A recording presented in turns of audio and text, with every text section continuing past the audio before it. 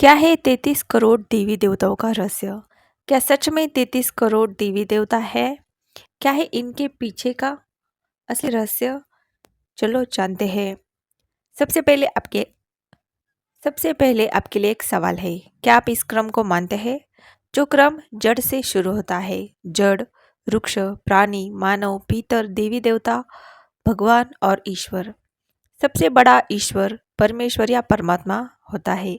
वेदों में जिसे ब्रह्म कहा गया है। ब्रह्म का अर्थ है विस्तार, फैलना, अनंत, महाप्रकाश। प्रत्येक धर्म में देवी देवता होते हैं। ये अलग बात है कि हिंदू अपने देवी देवताओं को पूजते हैं, जबकि दूसरे धर्म के लोग नहीं। यह कहना कि हिंदू धर्म सर्वेश्वर दावी धर्म है गलत होगा। पहले धर्म को अच्छे से पढ़े समझे और उसके बाद ही हमें कुछ कहना चाहिए। कुछ विद्वान कहते हैं कि हिंदू देवी देवताओं को 33 कोटि अर्थात 33 कोटि प्रकार में रखा गया है, और कुछ कहते हैं कि यह सही नहीं है। दरअसल वेदों में 33 कोटि देवी देवताओं का जिक्र किया गया है। धर्मगुरुओं और अनेक बौद्धिक वर्ग ने इस कोटि शब्द के दो प्रकार से अर्थ निकाले हैं। कोटि शब्द का अर्थ करोड़ है और दूसरा प्रकार अर्थात श्रेणी भी। तार्किक दृष्टि से देखा जाए तो कोटि का दूसरा अर्थ इस विषय में अधिक सत्य प्रतीत होता है, अर्थात 33 प्रकार की श्रेणी या प्रकार के देवी देवता। परंतु शब्दशः व्याख्या, अर्थ और सबसे ऊपर अपनी अपनी समझ और बुद्धि के अनुरूप मान्यताएं अलग अलग हो गई है। वैदिक विद्वानों के अनुसार वे कहते हैं कि वेदों में जिन देवताओं का उल्लेख किया गया है उनमें से अधिकतर प्राकृतिक शक्तियों के नाम हैं, जिन्हें देव कहकर संबोधित किया गया है। दरअसल वे देव नहीं है। देव कहने से उनका महत्व प्रकट होता है। उक्त प्राकृतिक शक्तियों को मुख्यतः आदित्य समूह, वसु समूह, रुद्र समूह, मरुदगण समूह, प्रजापति समूह आदि समूहों में बांटा गया है। यहाँ ध्यान देने वाली बात यह है कि कुछ जगह पर वैदिक ऋषि इन प्राकृतिक शक्तियों की स्तुति करते हैं और कुछ जगह पर वे अपने किसी महान पुरुष की इन प्राकृतिक शक्तियों से तुलना करके उनकी स्तुति करते हैं। जैसे उदाहरण के तौर पर इंद्र नामक बिजली और एक बादल भी होता है। वही इंद्र नाम से आर्यों का एक वीर राजा भी है, जो कि बादलों के देश में रहता है और आकाश मार्ग से आता जाता है। वह आर्यों की हर तरह से रक्षा करने के लिए हर समय उपस्थित होता है। शक्तिशाली होने के कारण उसकी तुलना बिजली और बादल के समान की जाती है। अतः शब्दों का अर्थ देश काल परिस्थिति के अनुसार ग्रहण करना होता है। एक शब्द के कई कई अर्थ होते हैं।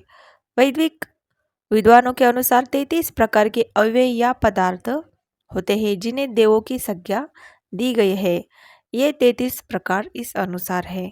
प्रारंभ में ऋषियों ने 33 प्रकार के अव्यय जाने थे। परमात्मा ने जो 33 अव्यय बनाए हैं, वैदिक ऋषि उसी की बात कर रहे हैं।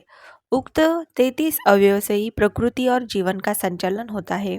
वेदों के अनुसार हमें इन 33 पदार्थों या अव्ययों को महत्व देना चाहिए, इनका ध्यान करना चाहिए, तो ये पुष्ट हो जाते हैं। इन 33 में से 8 वसु है। वसु अर्थात हमें वसाने वाले आत्मा का जहाँ वास होता है। ये 8 वसु है: धरती, जल, अग्नि, वायु, आकाश, चंद्रमा, सूर्य और नक्षत्र। ये 8 वसु प्रजा को वसाने वाले अर्थात धारण या पालन करने वाले हैं। इसी तरह 11 रुद्र आते हैं। दरअसल यह रुद्र शरीर के अव्यय है। जब यह अव्यय एक एक करके शरीर से निकल जाते हैं तो यह रोदन कराने वाले होते हैं।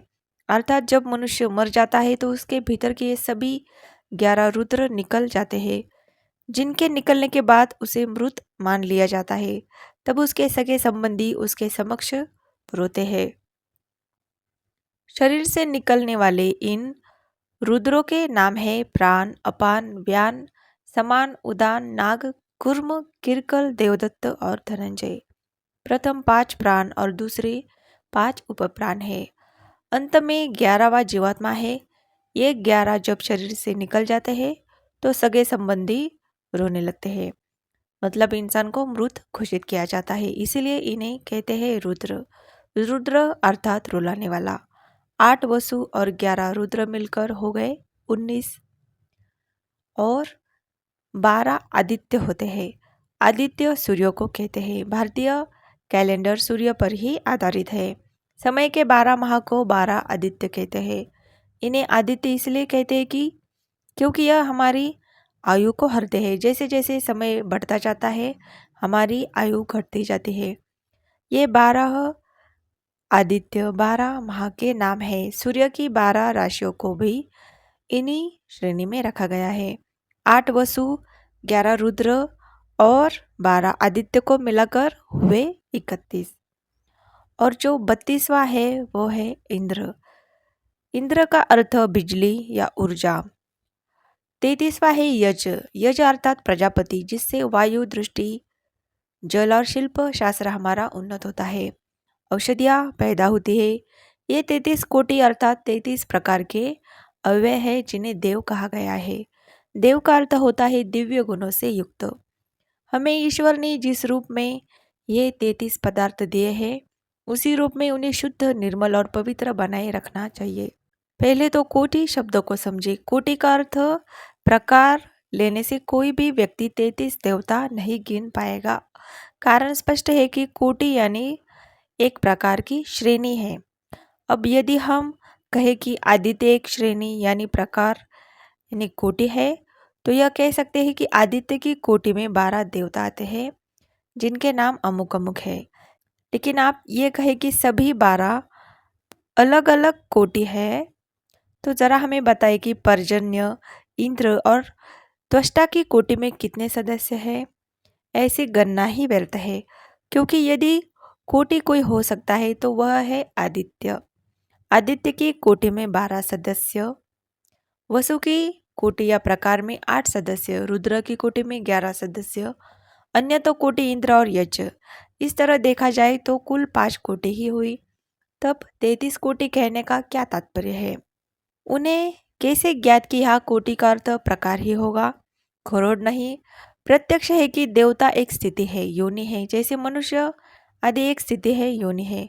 मनुष्य की योनि में भारतीय, अमेरिकी, अफ्रीकी, रूसी, जापानी आदि कई कोटि यानी श्रेणियां हैं, जिसमें इतने इतने कोटि यानी करोड़ सदस्य है। देव योनि में मात्र यही 33 देव नहीं आते।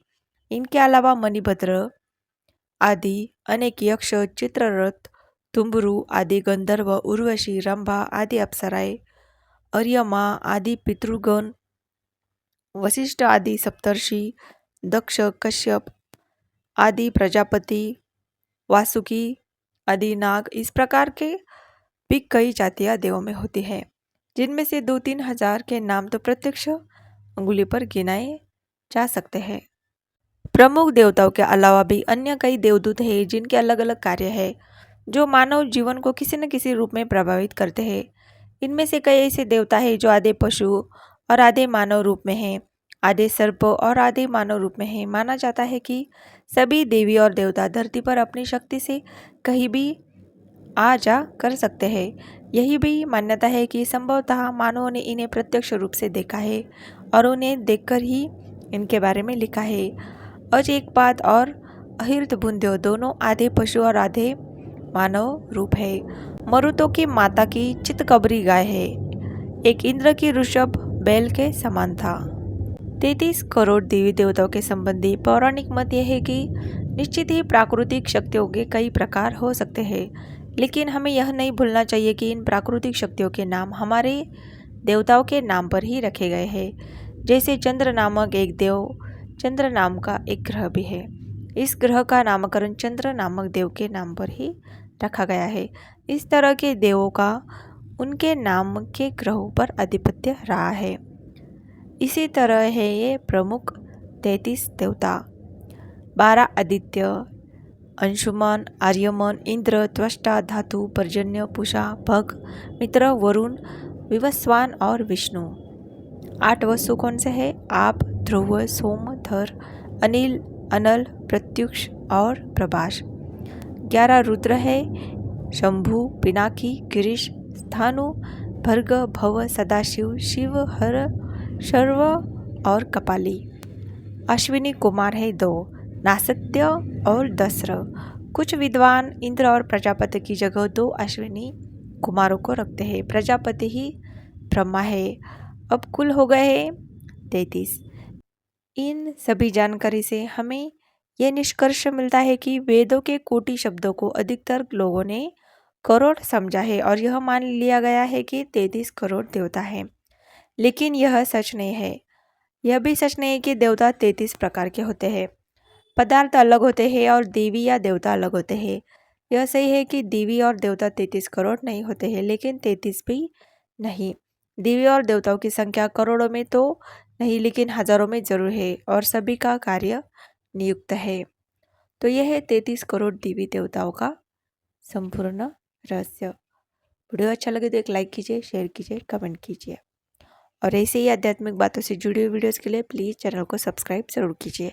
वीडियो अंत तक देखने के लिए आपका बहुत बहुत धन्यवाद। Thank you so much.